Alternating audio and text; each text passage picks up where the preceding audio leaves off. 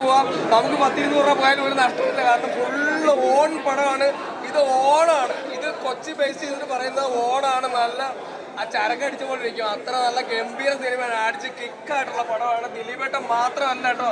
എല്ലാവരും പറയുന്നത് ഇതൊരു വിവാദ സിനിമ. ദിലീപേട്ടൻ മാത്രമല്ല, മികച്ച ഗംഭീര പ്രകടനമാണ്.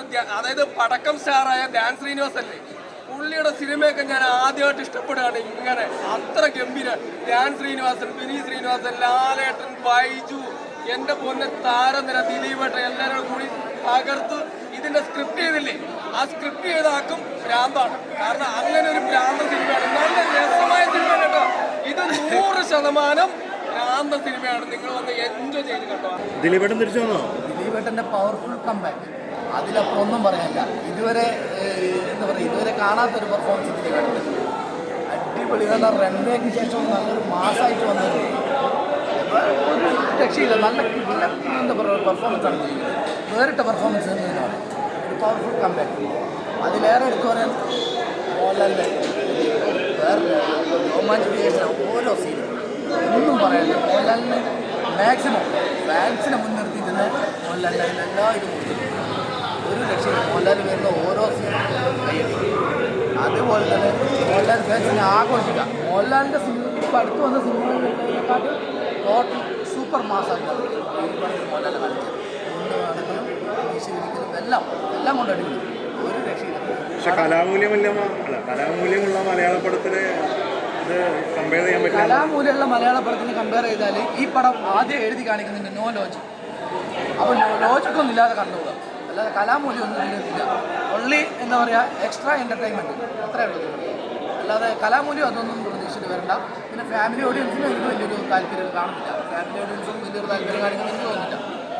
പ്രധാനമായിട്ടും മോഹൻലാൽ ഫാൻസ്, ദിലീപ് ഫാൻസ് ആഘോഷമാക്കി കാണാൻ പറ്റുന്ന അടിപൊളി ഒച്ചയും ബഹളമാണ്. പടം തുടങ്ങിയ അവസാനം വരെ ഒച്ചയും ബഹളമാണ്.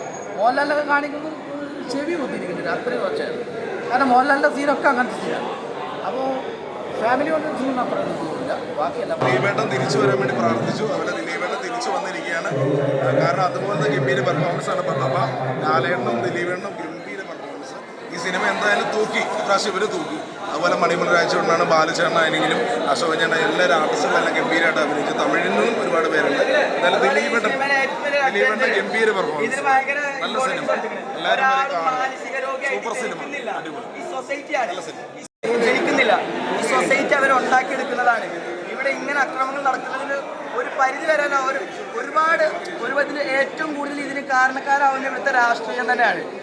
ആ ഒരു കാര്യത്തിൽ ഈ സിനിമ ആ ഒരു വശം ഇവിടെ അവരെ നല്ല അടിച്ചമർത്തപ്പെടുന്ന ഒരു സമൂഹത്തിന്റെ അവകാശങ്ങളെ ചോദ്യം ചെയ്തുകൊണ്ടുള്ള ഒരു സിനിമയാണെന്നാണ് എനിക്ക് തോന്നുന്നത്.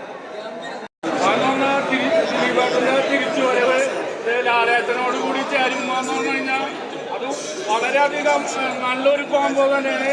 ആ ഫൈറ്റ് സീനായിക്കോട്ടെ, പാട്ട് സീനായിക്കോട്ടെ, പാട്ട് സീനൊക്കെ കുറുക്കി അടിച്ചേക്കാണ്. പിന്നെ ലാലേട്ടൻ്റെ കുണ്ടി പൊരിച്ചടിയൊക്കെ കാണുമ്പോൾ തന്നെ ഇല്ലേ, തിയേറ്റർ ഒന്നടങ്കം ഇളകി മറിയാണ്. ദിലീപേട്ടനും രണ്ടുപേരും കൂടിയുള്ള ആ കോമ്പോസ് അത് തിയേറ്ററിൽ വന്ന് നിങ്ങൾ അനുഭവിച്ചറിയാം. അത് വേറെ ഒന്നും പറയാനില്ല. പൊളി എന്ന് പറഞ്ഞാൽ വൻ പൊളിയാണ്. ഒരു തെലുങ്ക് പടം കണ്ട ഫീലിംഗാണ്. ഒരു ഇന്റർവെല്ലൊക്കെ ചെറിയ ലാഗിങ് തോന്നിയെങ്കിൽ ഇന്റർവെല്ലിന് ശേഷം ഒരു കോമ്പ് പൊട്ടി വരെയെങ്കിൽ പിന്നെ ഒരു പ്രത്യേക ഒരു എന്റർടൈൻമെന്റ് പടം.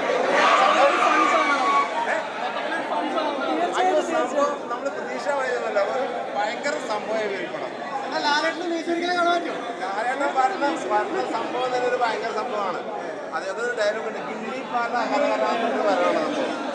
കാരണം അത് ഭയങ്കര മാസം വരാം. ഇത് ഭയങ്കര ഡാൻസ് ഉണ്ട് കേട്ടോ. ആ ഡാൻസ് കാണേണ്ട ഡാൻസ് തന്നെയാണ്. രണ്ടുപേരും ചേർന്ന് ഒരേപോലെ കോസ്റ്റ്യൂം നല്ല ഡാൻസ് ഒക്കെ എല്ലാവരും നല്ല ഇഷ്ടപ്പെട്ടു. ഒരാളോടുള്ള വെറുപ്പ് വെച്ചിട്ട് കാണാതിരിക്കുന്നത് തന്നെയാണ്. കാരണം നിങ്ങൾക്ക് അത് മിസ് ആവും. കംബാക്കാണ് ഭയങ്കരമായിട്ട് എനിക്ക് ഭയങ്കര ഇഷ്ടമായി. നൈസ് മൂവി ആയിരുന്നു. അയ്യോ ഒന്നും പറയാനില്ല. ലാലേട്ടൻ എക്സ്ട്രീം മാസ് ഫൈറ്റ് നമ്മുടെ പഴയ കുറേ ഇഷ്ടപ്പെട്ട സോങ്സിന്റെ ഇടയ്ക്കുള്ള ഫൈറ്റാണ്. It's very very very very nice. ഭയങ്കര എക്സ്പീരിയൻസ് ആണ്. അത് കണ്ടാൽ മാത്രമേ മനസ്സിലാവുള്ളൂ. കാണാതിരിക്കുന്നത് തിയേറ്ററിൽ ആരും മിസ് ചെയ്യുന്നത് തന്നെയാണ് പറയുന്നത്. ഒരുപാട് വിജയ റെഫറൻസുകളും കാര്യങ്ങളുണ്ടല്ലോ. വിജയ് റെഫറൻസ് മാത്രമല്ല, നമുക്ക് ഇഷ്ടപ്പെട്ട ഒരുപാട് മൂവിയുടെ റെഫറൻസസ്, കുറേ മൂവിയുടെ റെഫറൻസസ് ഉണ്ട്. അത് എന്താണെങ്കിലും അടിപൊളിയാണ്.